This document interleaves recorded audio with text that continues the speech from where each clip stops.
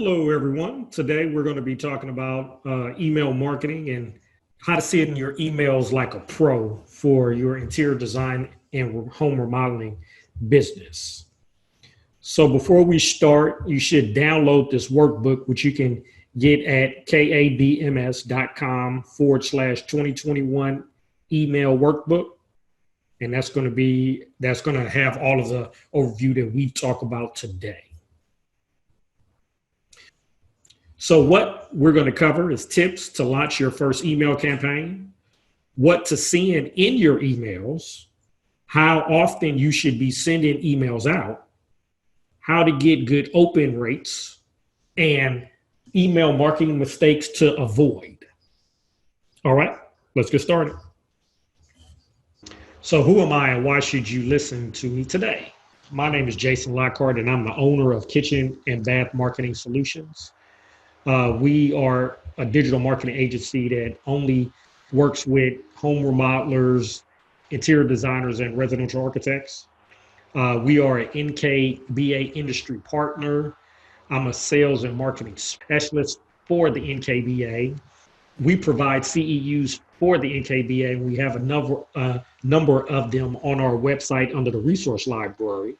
I have spoken at the NKBA, the AIA, the ASID, and other industry events across the US and in Europe.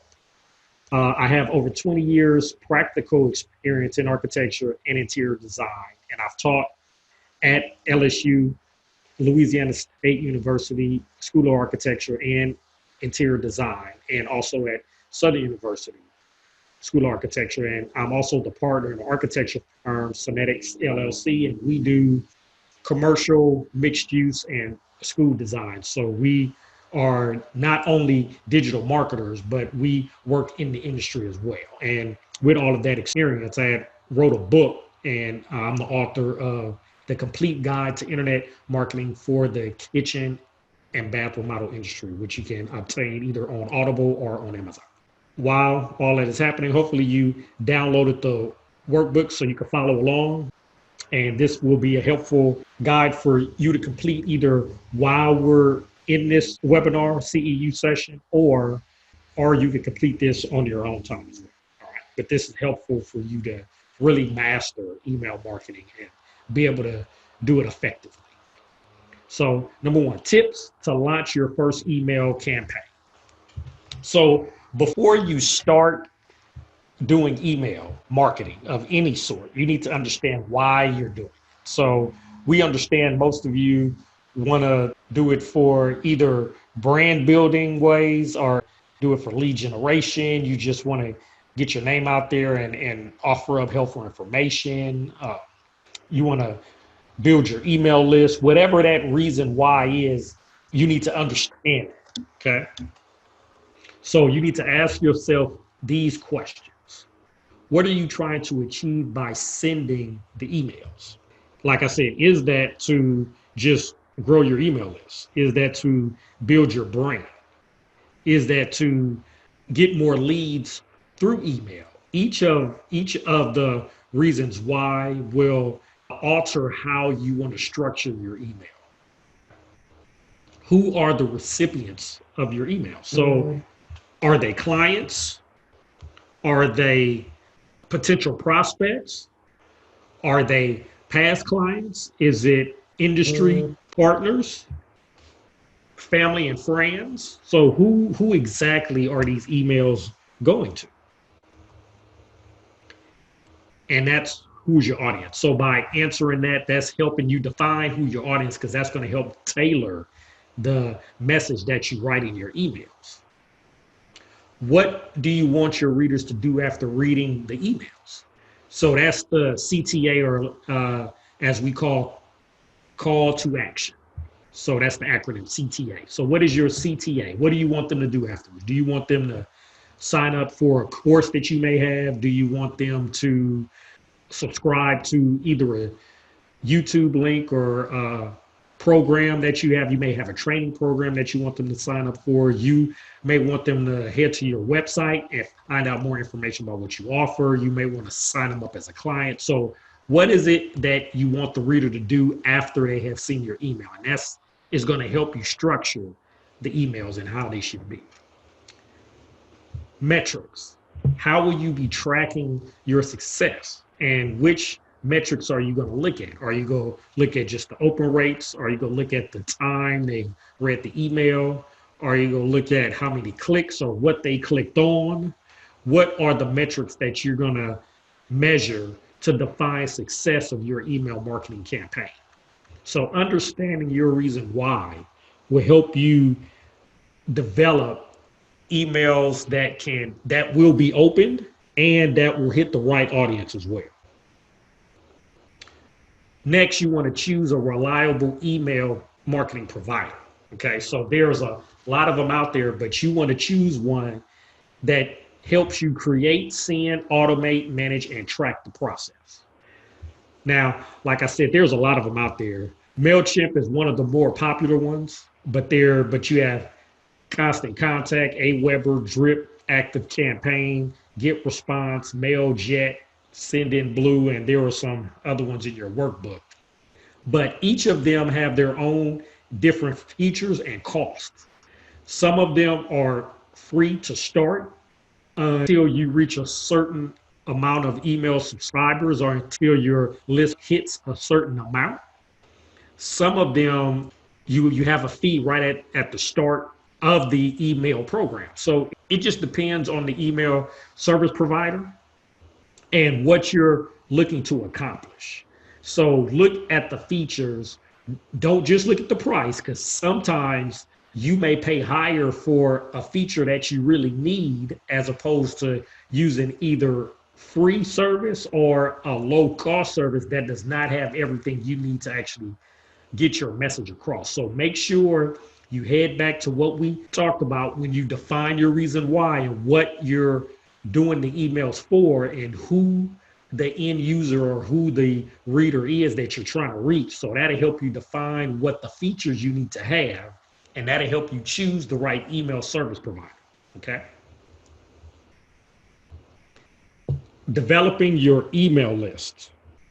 Now, what you want to do here, you want to compile an email list to get started. Now, this is assuming that you don't already have a list together. But if you've been in business for at least a year, you should have a list. You should have prospects. You should have clients that you work with. You should have industry partners that you networked with, that you already have some type of email list. Now, if you do not have an email list, these are just some ways for you to develop one. So you can use current clients, past clients. You can offer a free report that has value in it to get them on your email list. You can buy a list. One of the more popular services out there is Info USA, where you can buy a list based on people's interest. And that's also how you can use social media. So that's why I had that on here as well.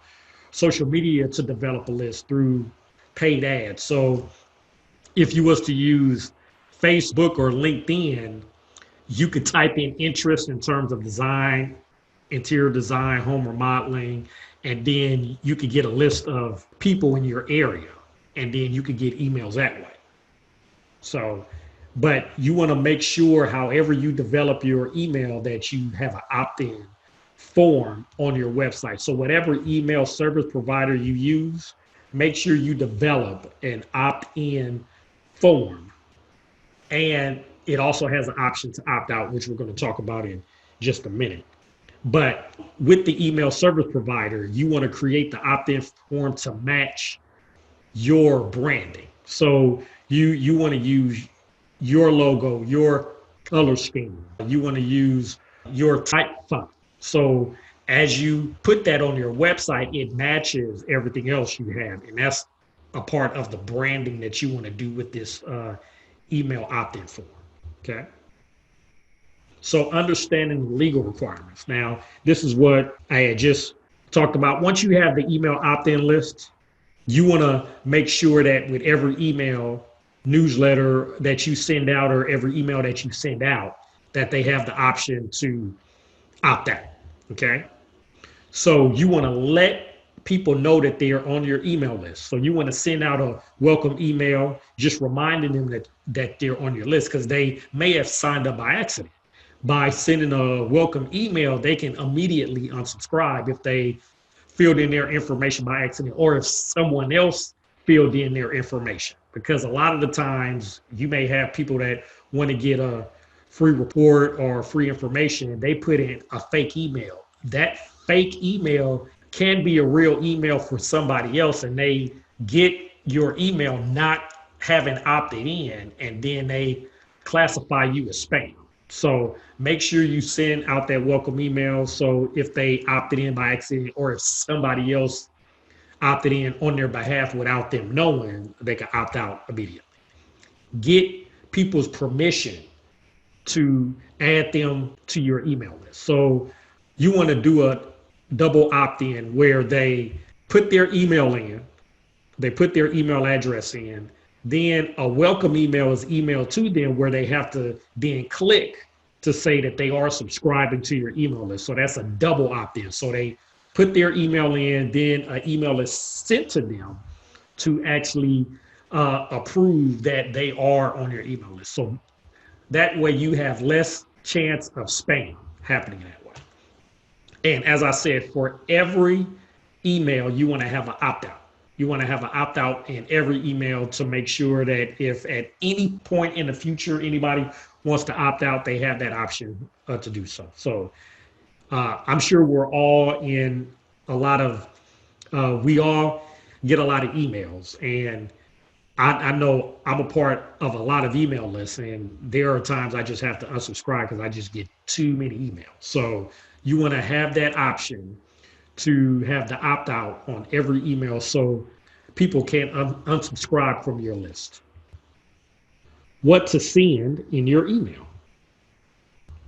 So in order to grow your email list and to have them engaged, you must provide value.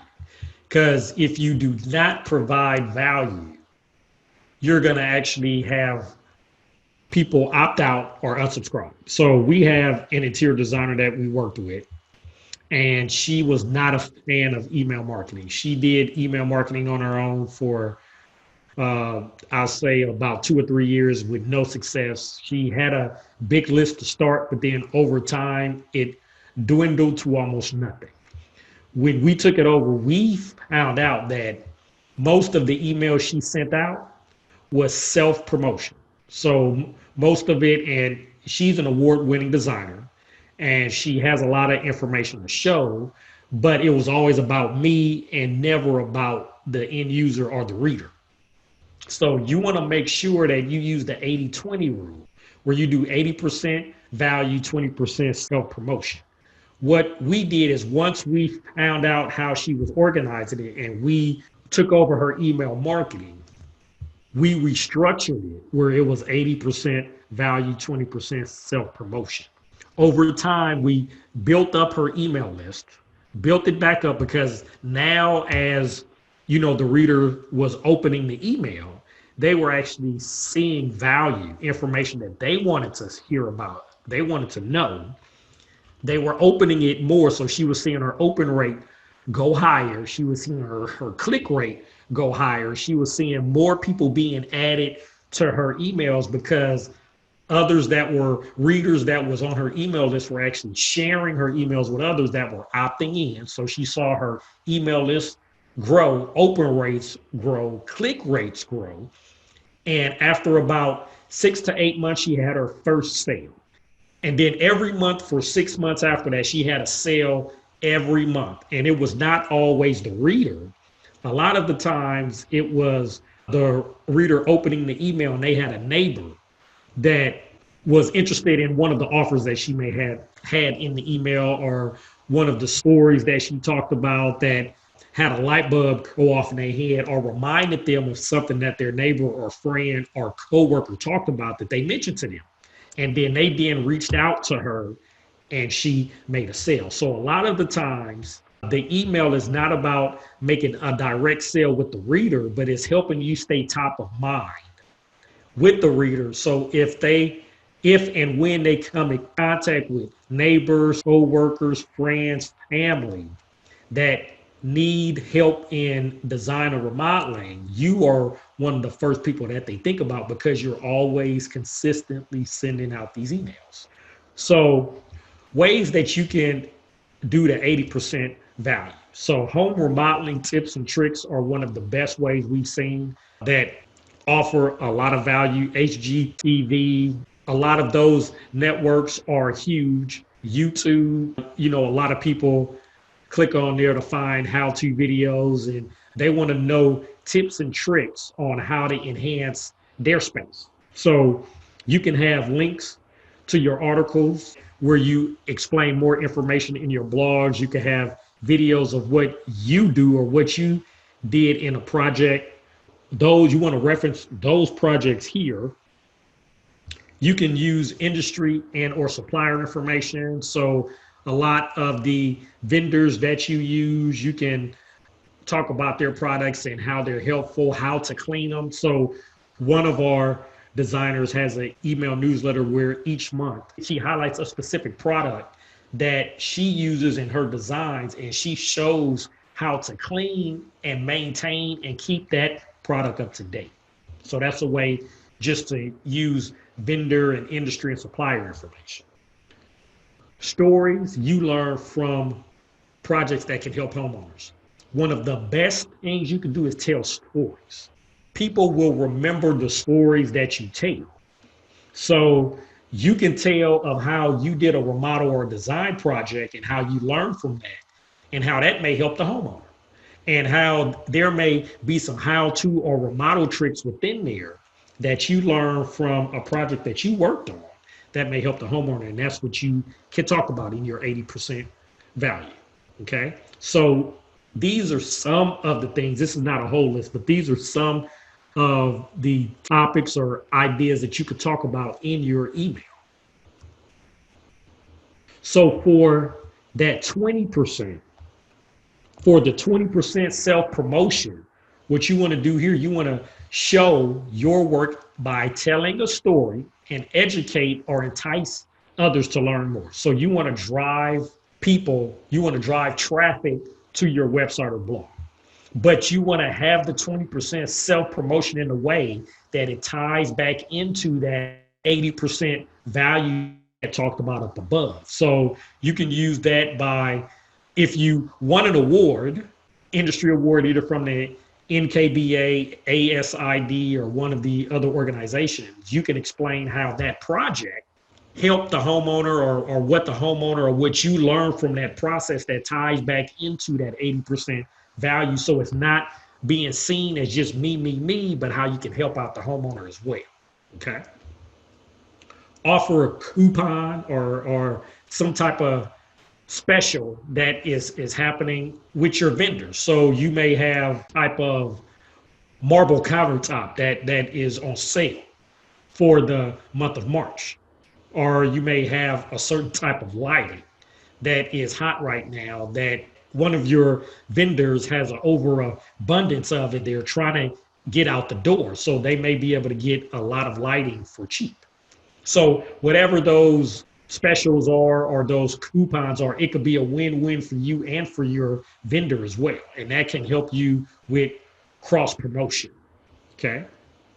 But whatever you do, you want to try to connect that 80% value to your offer. So whatever your 20% self-promotion is, like I said, try to tie that back into that 80% value as well. Now, how often should you send emails? This is a question we get a lot. So I have an email newsletter, and how often should I send them? Well, there are a few ways that you can help determine that. You want to research other designers and discover when they send their emails, what type of information they include. And it does not have to be designers in your immediate area. So if you're in the Chicago area, you don't have to research other designers or remodelers in the Chicago area. You could look at designers in any area or any aspect of your state, region, or the country, or even in another country. But You want to get on their email list so you can see how often they send emails, what they have in them, because that's going to give you ideas on what you want to add.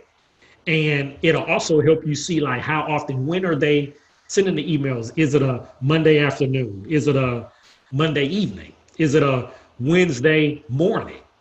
They have honestly done their own research, hopefully, to understand when most of the emails are open or seen. Okay.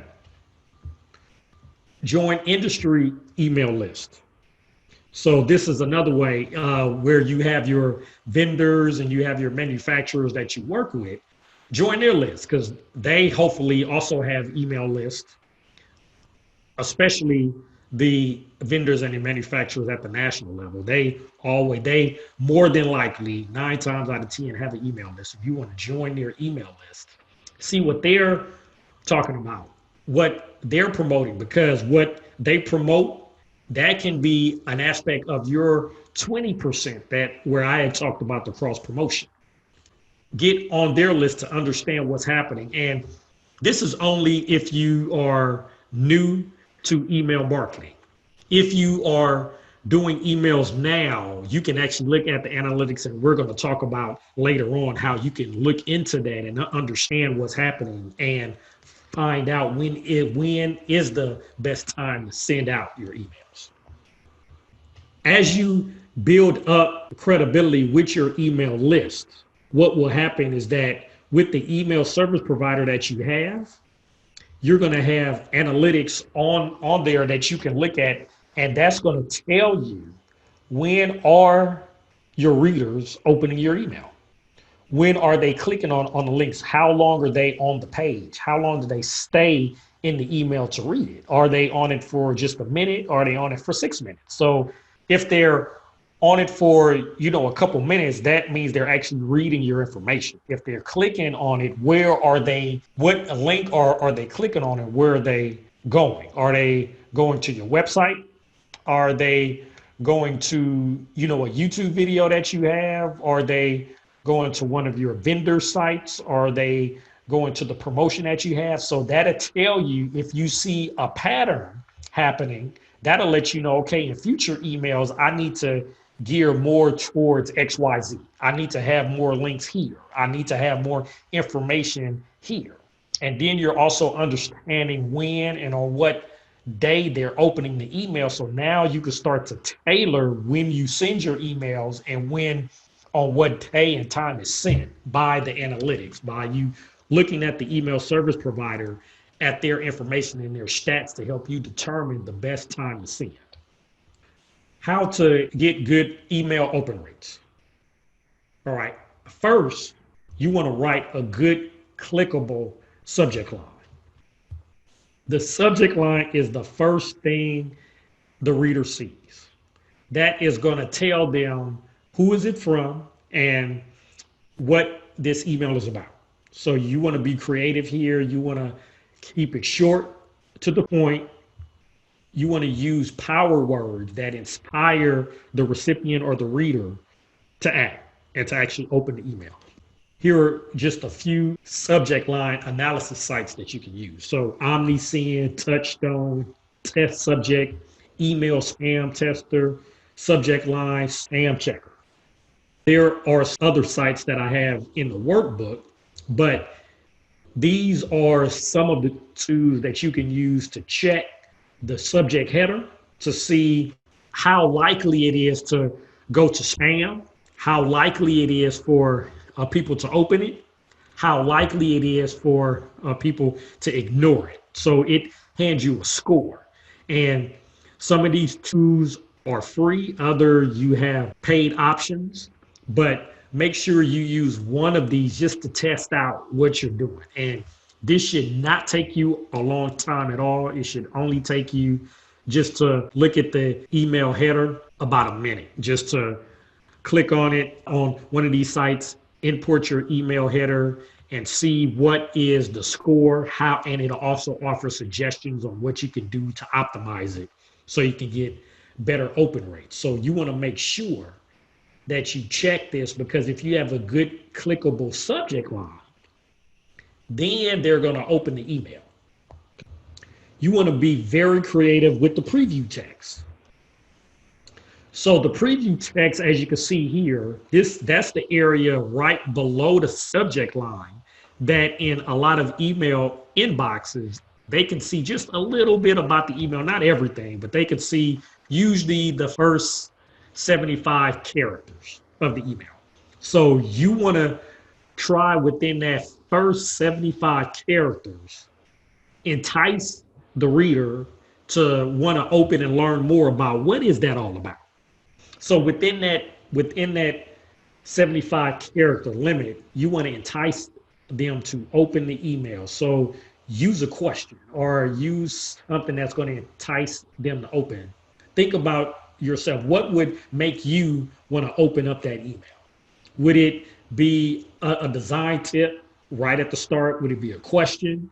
Would it be something that you talk about, that whatever that may be, think about that so you can have that within the first 75 words or the first 75 characters to end the reader or the end user to open your emails. Send short, to the point emails. There's a lot happening today in our world, and you already know we have a microwave society. As it has been said, we have the attention span of a goldfish, only 8 seconds. So you don't have a lot of time. So make sure your emails are short, to the point. Now, that doesn't mean that you have to have just one paragraph, but like what I have here, you can break it up with imagery. Remember, we're designers, we're remodelers, so we know how to make graphics look aesthetically pleasing. So make sure when you design your email newsletter or your emails that you have graphics in there that break up the text, because you don't want to have a long novel that where it's paragraphs and paragraphs of text.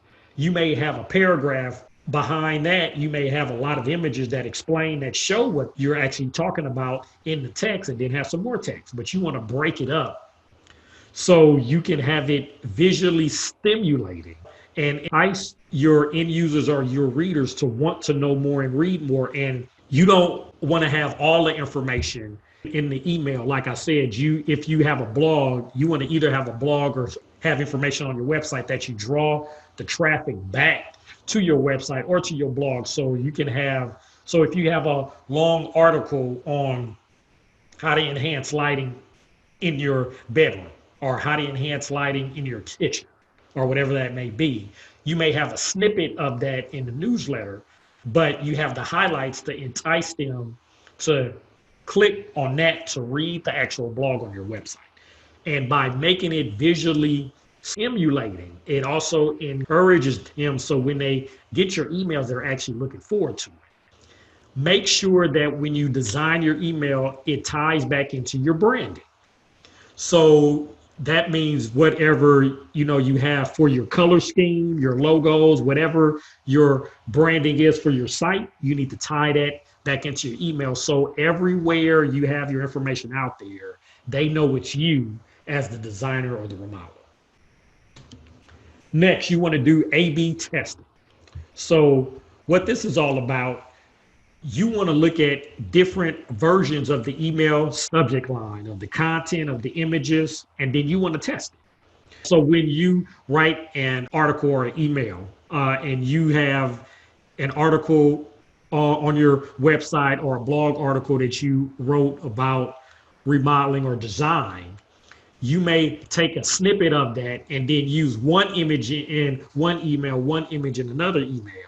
And then you may change up the subject line just to see which ones are open more. And so that'll also help you to better understand your audience, your end user and the reader, and what works and what does not work. And so as you do the split testing, that helps you understand what you need to send in the future, where you need to spend your time, and where you need to not spend your time as well, okay?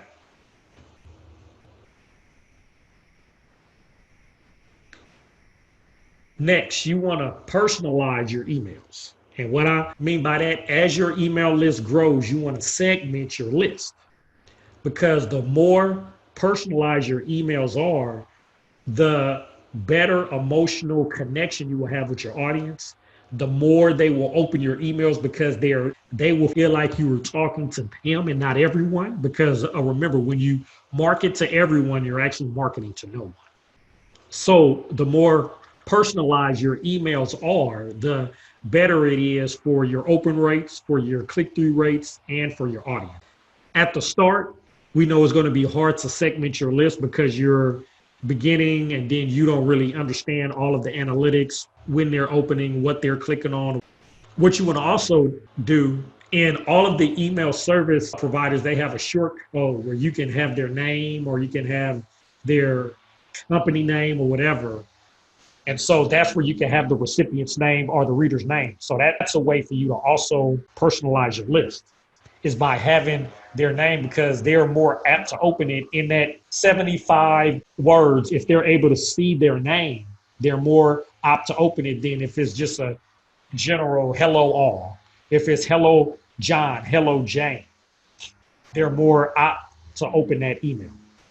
And so at the start, it's going to be hard for you to actually segment your list because you're just getting started. But as you grow your list, what you want to do is learn your audience so you can segment that list. And here are just some of the few ways you can segment them: into current clients, past clients, into prospects, into vendors, into colleagues, family.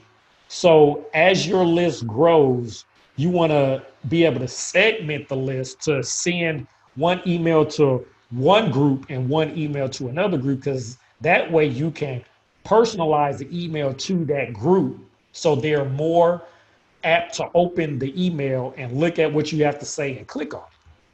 Now, this may sound like a lot of work, but it's really not, because oftentimes a tweak of a few words here and there can help you segment the list to different groups. So we're going to talk about later about what not to do in email, and one of that is on jargon.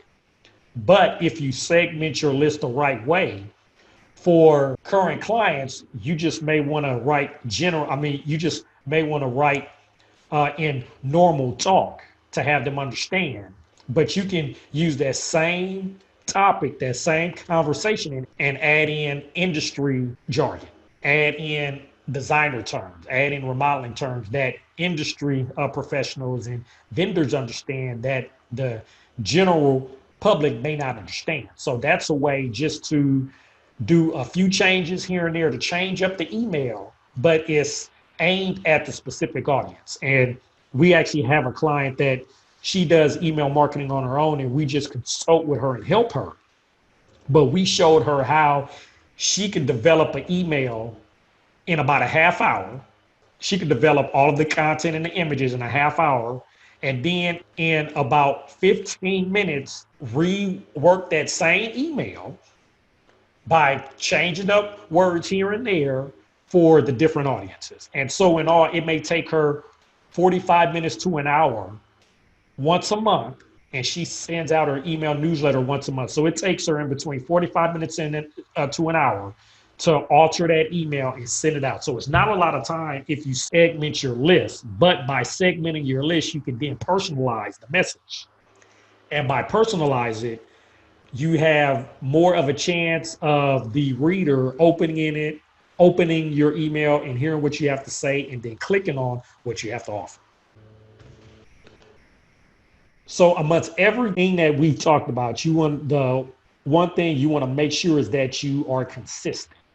As you develop your email list and your reader or end user is accustomed to receiving emails from you, and you have determined based on the analytics when is the best time and day to send out those emails, be consistent. So if you send emails on a Wednesday afternoon, Wednesday at 1 p.m. Eastern time, and you see that's the best day and time to send. So if it's on the first Wednesday of the month at 1 p.m. Eastern, and you see that's the best time when it's opened and it's clicked and it's read, make sure you set an alert for you to work on that either on that Monday or Tuesday before the first Wednesday of the month, so you can be consistent, or you have someone doing that for you on your behalf so you can get the email out consistently, because what will happen if you're consistent, you will see email opt-ins go up, you will see open rates go up, you will see click-through rates go up, you will see opt-outs go down because they're expecting your email now. They're looking forward to the valuable information they get from you on a monthly or bi-weekly or however you send out your emails. Be consistent, because as your readers become accustomed to receiving it, they're going to expect it. And if you ever drop the ball, that's when you're going to see a lot of the open rates drop, a lot of the click-through rates drop, and opt-outs drop as well, and or the opt-outs go up. So make sure whatever you do, you are consistent. Email marketing mistakes to avoid. As I had talked about earlier, jargon is what you want to avoid if you have not segmented out your list.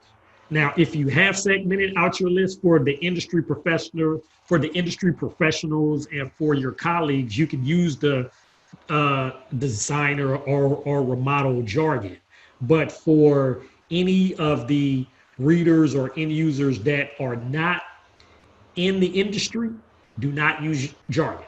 Use normal general terms that everybody can understand, so it's aimed at everybody. But that's until, like I said, that's until you have a large enough list that you could begin to segment. And that's when you can use the jargon, because now you can start to personalize your email. But at the start, when you are either doing email marketing for the first time or you're re-implementing your email marketing and you're trying to build up your list, do not use the jargon until you're at a point where you can segment your list. Okay? Check your analytics. Make sure to look at what's happening in the back end. You should, at a minimum, check your analytics at least once a month. So once you send the email out, give it about a week or two. Or you could look at it right before you work on the next email for the next month, just to look at how many people opened, how often they were in the email, what links did they click on, and when they clicked on the links, where did they go? Because as I said, that's going to help you determine where you need to put your time, what you need to focus on, what you need to do more of, what you need to do less of. So look at the analytics and analyze what's happening with these emails, how many people are opening, when they're opening your email. So it helps you do your email marketing better, because you understand what the reader is after, you understand what they're looking for, you understand what they like, and now you can tailor and personalize it to your readers. Okay? Segment your list. As I said, at the start, it's going to be hard because you don't know yet. You don't understand. You don't know what they like or don't like. You don't know when they're opening. But as your list grows, the biggest mistake we see, we have clients that we went in and saw their email list, and they have a large email list. They've been emailing them for years. One client was sending out emails for 2 years straight, and they had an email list over 50,000. And they saw over time their opt-ins went up, their email open rates went down. And one of the main things we did an audit of their email list. And we, with their help, had them separate which ones are current clients, which ones are prospects, which ones are past clients, which ones are vendors, manufacturers, friends and family. And once they separated all that out and they were able to segment the list and then alter just a little bit the email, like I said, it doesn't take a whole lot to change up the words here and there, change up the images here and there for your specific audience, or even change up the topics just a little bit here and there for the specific audience. They saw their email open rates start to go back up and was even higher than it was before they saw the drop starting to occur. So once you segment your list, now you're able to personalize it. As we had talked about, one of the main things you want to do above, you want to personalize. Before you personalize it, you have to first segment the list. And after that is done, now you can begin to see enhancements and advancements in your email open rates and all. So by segmenting the list, you're able to see what works, what does not work, who's opening it, who's not. And what also happens is that you're able to determine who hasn't been opening your emails for a while. So if you have an audience that hasn't opened up your email for a while, now you could separate that whole audience that hasn't opened up your email, in months. And you can segment that whole list and send that whole audience a direct message saying, we see you haven't opened up our emails in a while. What has happened to cause you not to open our emails? What are you not seeing that you saw in the past? What can we learn from this? So you want to ask your audience that has not been opening your emails for a while questions to see what happened, to understand from their standpoint, were they just not interested anymore? Or are they receiving a lot of emails and the frequency is what they don't like? If you were sending emails once a week to them and they want to see them once a month. So you want to segment that list out to understand what's happening there, because that may be helpful to your whole email list as well. But you want to ask the question. But you can only ask that question if you segment your list, okay? And that actually leads into communication. So you want to communicate with your audience. The number one thing you have to do with communication, send out that welcome email. So you want to send out the email that says, welcome to our email list, whatever that may be. In that email, you want to explain to them what they're going to learn by being on your email list, what they can expect each month or each week or however you send the emails, what they can expect, and then how to opt out.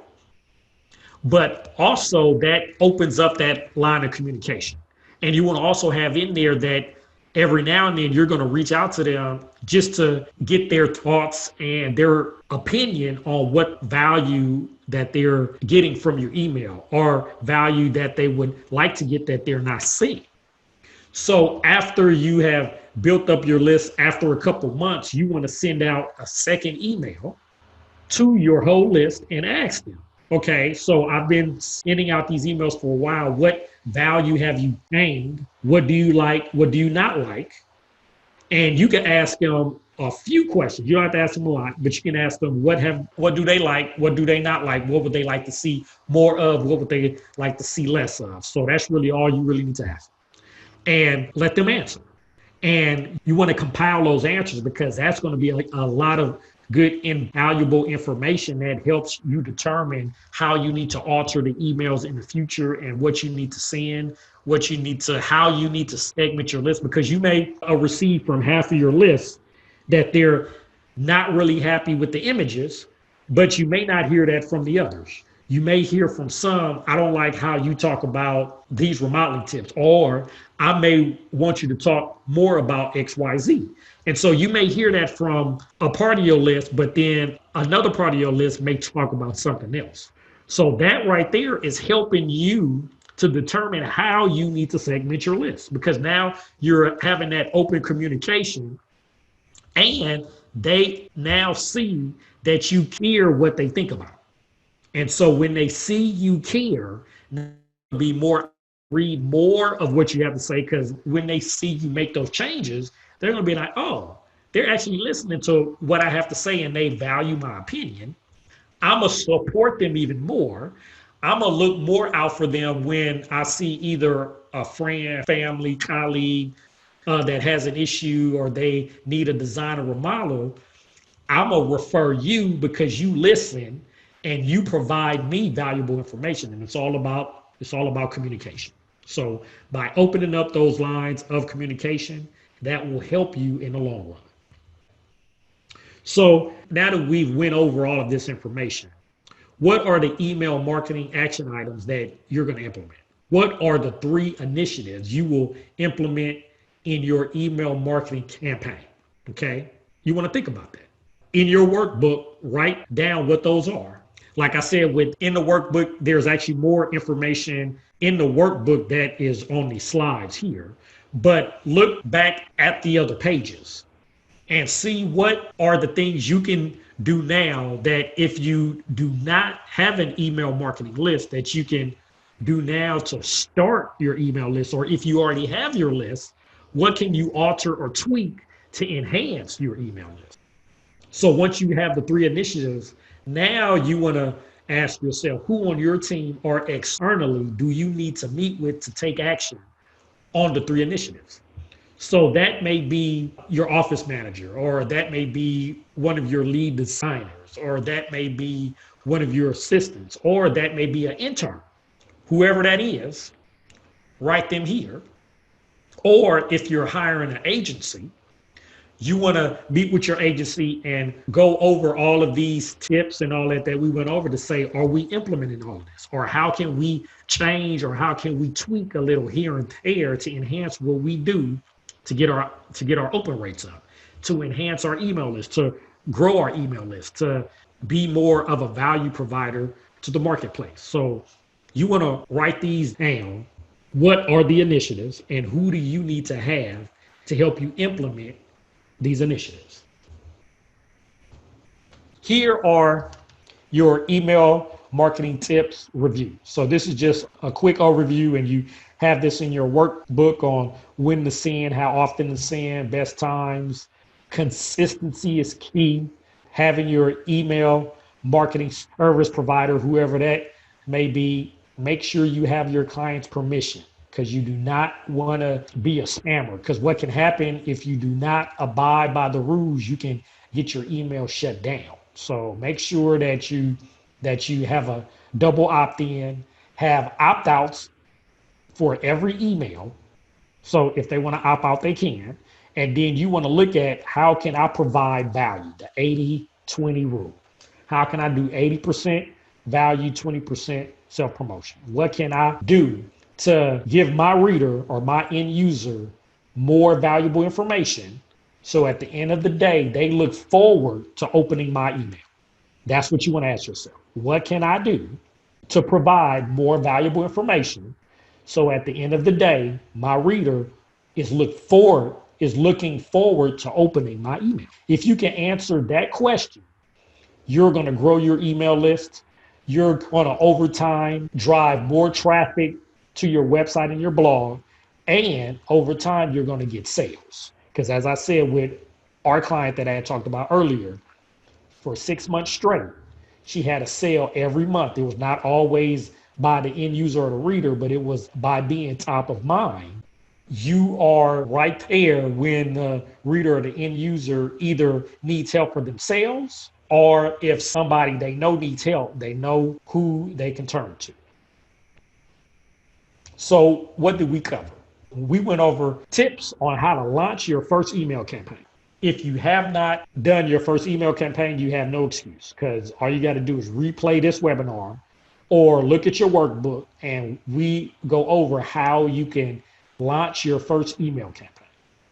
What to send in the email. We went over what you need to send, the 80-20 rule, how you need to focus on value, and that's going to get the open rates up. That's going to have people want to read your email. That's going to have people want to share what you have to say.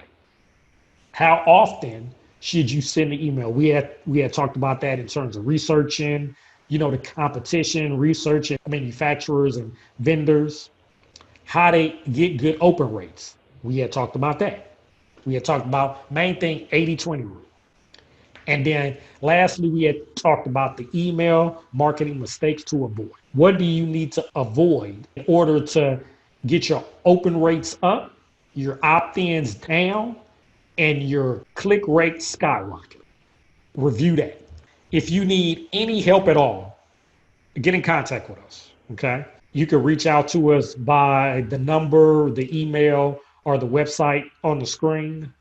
We are here to help. We run a lot of email marketing campaigns for our clients, but as I also said, we also consult with a lot of our clients also. So some of our clients, they do their own email marketing, and they just reach out to us for an hour, 2 hour talk just to go over the analytics, what they should have learned from that.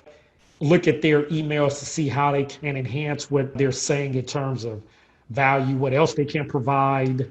So whether you just need to talk to us for an hour or you need to use us to help implement your email marketing campaign, get in contact with us because we want to help you succeed and we want to help you grow your email marketing list because email marketing is one of the undervalued services that you can do that does not take you a lot of time to do.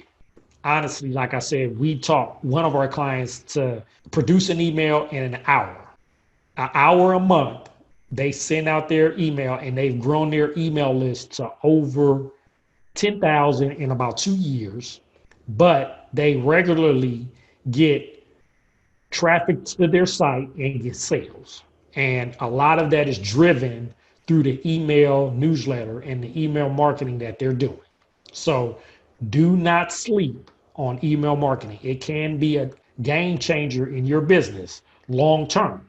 Now, at the start, you're going to have to build up the email list, but long term, email marketing can be one of the game changers in your business. So if you have any questions at all, reach out to us. We're here to help. Okay. Hope this was helpful and we hope to hear from you soon. Bye-bye.